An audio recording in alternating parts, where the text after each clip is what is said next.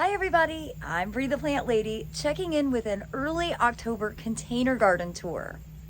Here in Central North Carolina, Zone 7, we've been having really nice, mild autumn weather, but it's very, very dry. And I really think that there's a direct correlation between the lack of humidity and how quickly all of my containers are drying out. I'm having to water more now than I did in the peak of summer. Not gonna lie, it's feeling a little bit aggravating just because I have a lot of other computer work to do and preparation for going on some significant trips, and having to drag hoses around when it's not even exceptionally warm out just feels stupid. But a lot of the plants that I have in containers are things that I overwinter and grow year after year. So I am not gonna let the dry weather get in the way of a successful experience. So let me turn the camera around and show you some of the plants that I will be overwintering when we get colder in about a month, and some of the others that will definitely just die with frost and get replanted. So we're starting right here on the back patio, 2 pots that I will overwinter. First, this lemon. It's grown a lot. I bought this at Piedmont Feed back in early April, and it's done really well. The new growth is a little bit chlorotic. I could probably give it some fertilizer, so I probably will. I'll probably give it some liquid fish emulsion, and I'm just gonna overwinter this pot right here in the heated shed. Now this aqua pot full of succulents, the succulents will come out of the aqua pot. The aqua pot is super heavy, and in my opinion, it's not very practical. I don't want to talk badly about it, but I think it's a very pretty pot, but it's just not the most practical container that I have. I'm not going to be able to grow in it in the winter because it doesn't have a drainage hole and it'll crack with the cold. So I'm just have to turn it upside down and it'll be a riser somewhere, which is kind of dumb considering how expensive it was. But I will overwinter these succulents either in this heated shed way up on a shelf or in the crawl space next door. Either place, they will have grow lights, and I keep my succulents completely dry over the course of the winter time. I'll be doing that probably somewhere six-ish weeks from now. Usually it's mid-November when I get around to undoing all of my pots and then bringing everything in for the cool season. Now, so far, the black mudras, this pot, is the only rice that I've harvested. I'm way behind schedule on that. You can see I harvested most of it, and then this is actually what has grown since that original harvest. So I have a few more to go ahead and collect, and then I will use this pot for the winter as a floating flower arrangement vessel. I like to keep it here on the back patio because I've got an easy access to a hose. And it's just a really beautiful way to utilize a pot with no drainage holes in the off season. Now this container that I removed the tomato out of about 2 weeks ago, it's had a complete transformation. Obviously the tomato was just drawing every bit of nutrient and water from the pot. Since then, the Savola has bounced back. Look, the peppers are actually setting fruit. The dahlia, which has underperformed all summer, has actually put out 2 flowers. So huge difference compared to what it was looking like 2 weeks ago. And wanted to show you the turmeric that I planted last fall from the grocery store.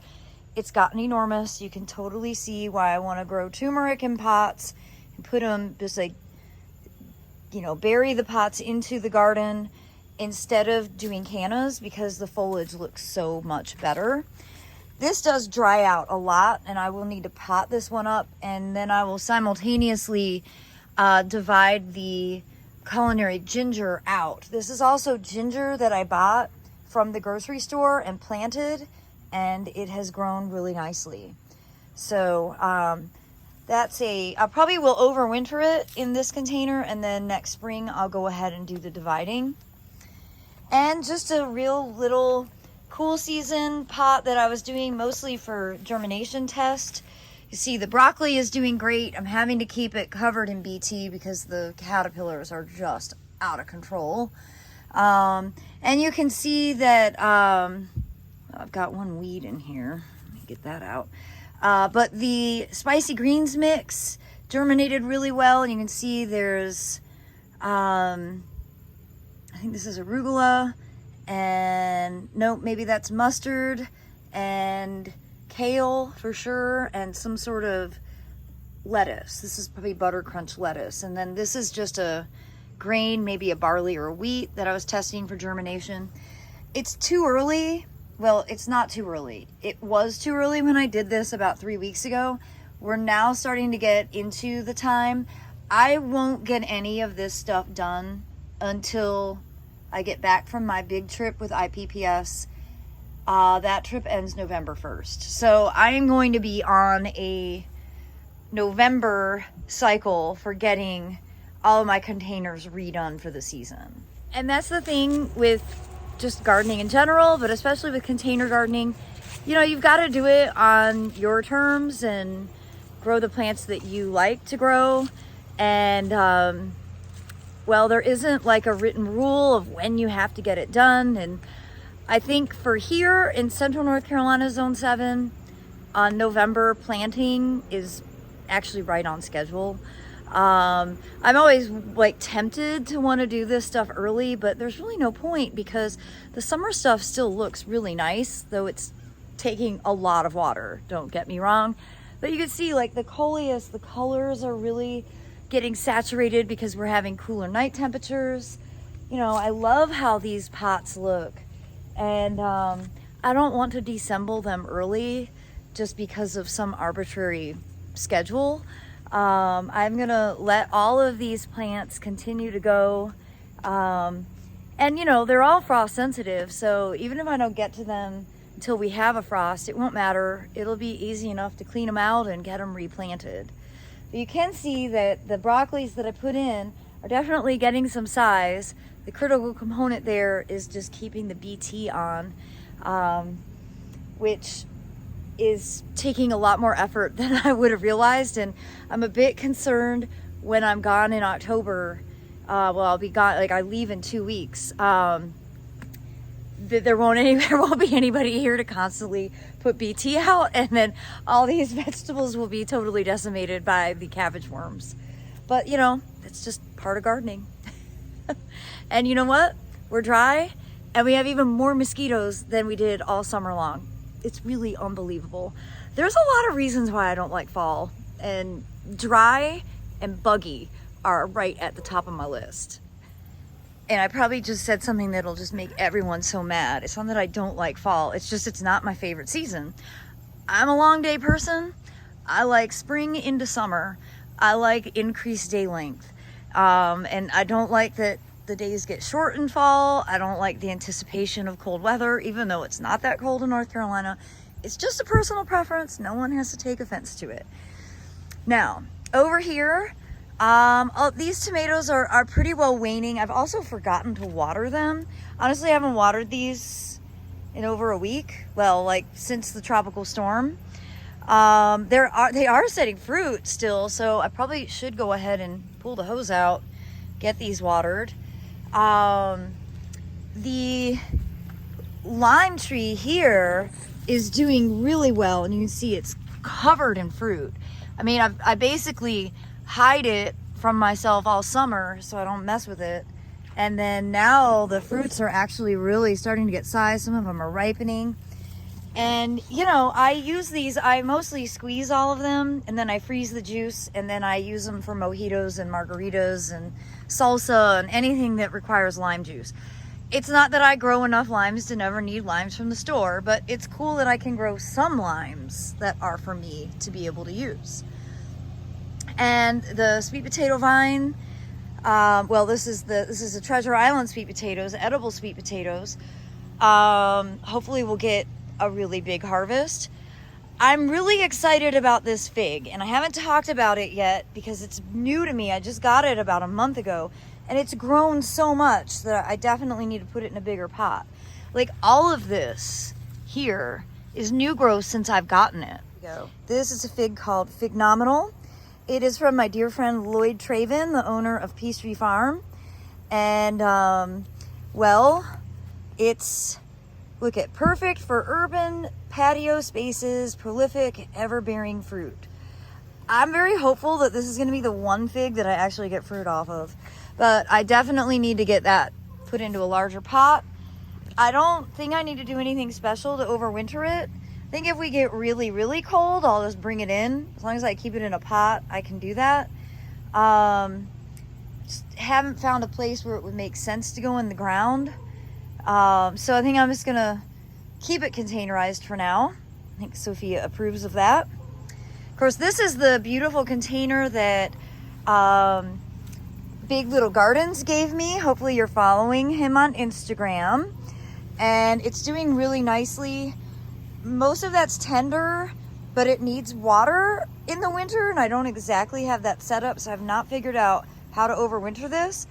Although maybe I'll just get up with him and see if he'll overwinter it in his heated greenhouse, since that's what he does with all of his tropicals. And this jasmine that I got for my birthday a few years ago is doing great. It continues to put out new flowers. It's super fragrant. And this is, of course, in a container that also gets overwintered in the heated shed. Having a heated shed is really useful.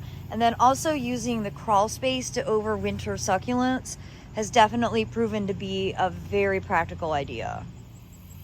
Well, it's been a little while since I showed any of the succulent window boxes, and this one I think has done really great. It's not like so big that it feels out of scale. It doesn't get watered very often. I did water it yesterday. And I just have to say, this Delosperma, which was a trial plant for me, and I'm going to get the name right here.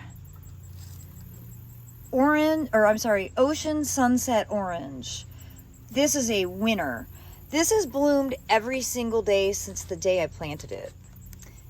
And nice big flowers. Really, really terrific plant. I definitely want to grow more of that. I've been debating on whether I should, when I undo this, if I should put it in the ground. My luck is we'll be really wet in the winter and it'll melt from winter wet. So I haven't quite decided what I'm going to do. It should really, in theory, be hardy here. So it doesn't really make sense to put it in a heated shed.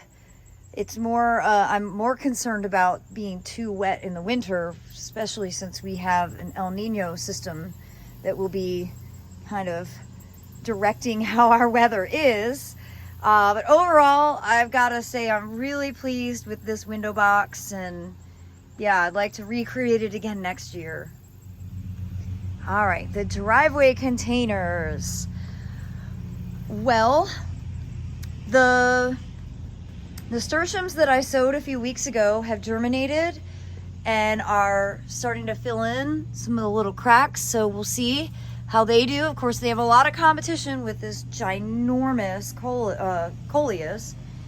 And over here, you know, this is the tomato lived longer. I just cut that down about a month ago and filled in with some Coleus that I'd rooted. And that is filled in nicely, and you can again see the nasturtiums that I seeded popping up. And this Savola has done really well. And I like this purple and yellow combination a lot, especially with all of the other plants surrounding it. So though the original plantings with tomatoes have evolved and the tomatoes of course died, I think these containers have done well enough, you know. All right, let's look closely at the Mangave wall. They've grown really well considering how small they were when they were planted. I am definitely going to overwinter all of them. Gone ahead and made that executive decision. So next year, this will be replanted with these, and they should be even larger by this time next year. So I'm really, really excited about that prospect. And then the Coleus side of the wall, I love everything except the top layer. And I don't know what variety that was, but it looks terrible. It really got a lot of mealybugs, and I just kind of stopped trying to treat them. And actually, to be honest, the bottom layer also just not a good variety. It's, I don't remember what it is. You can see there's lots of mealybugs, and you know, it's just sort of not dense. I like these three, and again, these are all like new varieties, so I don't know what they're called. This used to be called Alabama Sunset. I think this used to be called something like Japanese Brocade. And I'm not sure what this one has ever been called. But you know, just kind of take some notes for myself of what did work and what didn't work, and be a bit more aware of my cultivar selections, because it does make a difference. You can see just how ugly that top layer is. It's just really, really not desirable. Now into the shady pots. Again, these have evolved significantly since being planted. Originally, these had a lot of begonias in them. And there's not a single begonia alive now. So there's that. However, I gotta say, these new disease-resistant impatiens are pretty doggone spectacular. And of course, these Coleus that I rooted in vases and then planted to compensate for where the begonias died, they have just filled in wonderfully. So this combo definitely works, and like that is a full pot, and I have no complaints. I don't really like hot pink. I don't really like impatiens, but maybe I should like impatiens after I've seen how well these have done. I think probably I'd prefer white. Just pink just isn't really my color. You know, I did this one right before the fall open garden, and the Coleus are really doing their jobs filling in. To be perfectly honest, I think the solution would just be do Coleus from the beginning. Don't waste your time with begonias, and maybe get impatiens in the color that I would prefer. Obviously, that's the solution. These were trial plants. So, you know, my job isn't to get to choose the color, it's to test the plants and their performance. And, well, I gotta say, these impatiens get an A+. There's really no questioning that they thrived through the heat of a North Carolina summer, and they have absolutely no signs of disease. Well, my disturbance of the snapdragon in this pot is showing through. It's very wilty. I've been keeping it watered. It doesn't look like it's gonna make it. And that is a risky run when you pull a really well-established plant out and disturb its roots. You can see it's not looking good. It's kind of got the wilt and color of death. But again, that's okay. I could cut it back and see if it'll reflush, but I could also just go to the nursery and buy some new snapdragons. I mean, you know, not everything is supposed to last forever. I think I actually got that snapdragon last fall, and it made it all summer. And so, you know, had I not disturbed it, it would still be really happy and healthy, but I did disturb it. All right, you guys, let's talk about rice. The fact that I still haven't harvested it. I have not done my job. I have to do this.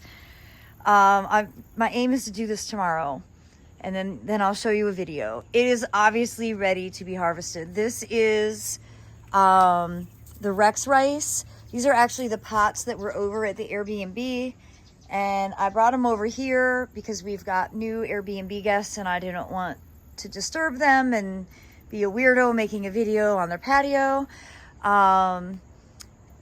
All the Rex rice that's here is ready to be harvested. You could see it starts to get really ugly, and that's the sign.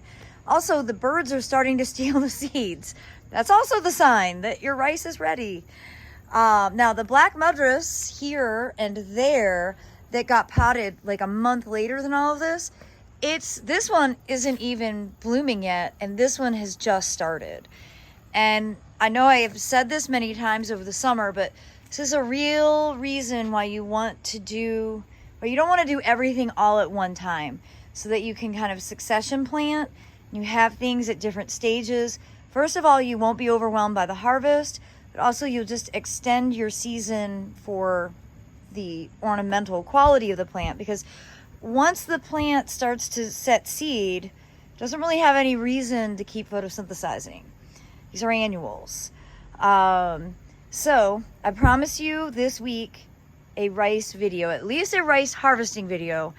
I do not have the device to efficiently get the seed out of the hull to show you how to process it for cooking. And that's part of the reason that I've been waiting to make the videos, because I was hoping that some miracle I would find a device that wasn't like thousands of dollars, but I haven't. So I'll be showing you how to harvest rice for the purpose of growing it again next year, not for the purpose of eating it. And I'm sorry that is a disappointment, but it's a reality when you don't have the right kind of equipment. And as you can see, all of the pots here at the Carolina Garden House are looking lush and amazing. Lots of fruit. You can see the black bell peppers are really doing their thing. Got lots and lots of green peppers growing here. And the tomatoes just keep on rocking. These are all trial varieties, and I promise when I undo the pots, I will find the labels to tell you the varieties, but I would grow all three of these again, and I highly recommend them. This is actually the only slicing one that I have left, and it's delicious. It does turn a really beautiful burgundy red, and obviously had some caterpillar infestations, but the hornworms have basically all been parasitized. So though I did have some foliage get eaten, it has not stopped the tomatoes from setting lots and lots of fruit. And these containers here at Dennis's bench, of course, look infinitely better since I took out the tomatoes that were big and lanky and underperforming. What I'm left with is Coleus, Plectranthus, Treasure Island sweet potatoes. Over here we've got lantana and the turmeric. Again, the turmeric just proving itself why it is a plant that everyone should be growing, because it's got this great tropical foliage. And of course, here's a cream sausage to harvest. Ooh, I see a couple more cream sausages. These are really nice and ripe. This is again why I like to grow these varieties that will just continuously fruit all the way until we have frost. I have to say that tomatoes in October and November are more special than Octobers in July and August. Well, everybody, I hope that these early October container evaluations will be useful for all of you. Again, when I get back from my big October trip in early November is when I will really start to dive into repotting for the cool season, and I'll be able to give better information on exact names and what brand things came from. Remember, a lot of the plants that I grow each year are trial plants, and I'll be sending in my final evaluations to all the genetics companies. And well, I'm really excited to start thinking about what I'll plant for the winter season ahead. Anybody has any thoughts on what you think that I should put in the wall, especially? The last 2 years I've done grains and they've done very well, but it'd be fun to do something different. I'd love to hear your thoughts on some new plants that I should include in my containers for the cool season. Well, as always, everybody, thanks so much for watching. Happy gardening.